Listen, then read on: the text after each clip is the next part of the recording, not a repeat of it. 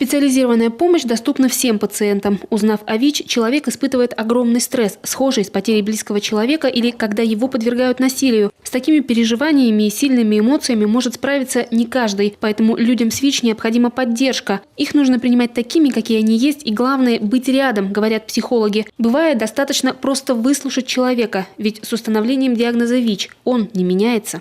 Самая основная проблема, вот если в терминах ее изложить, это проблема стигмы. Да?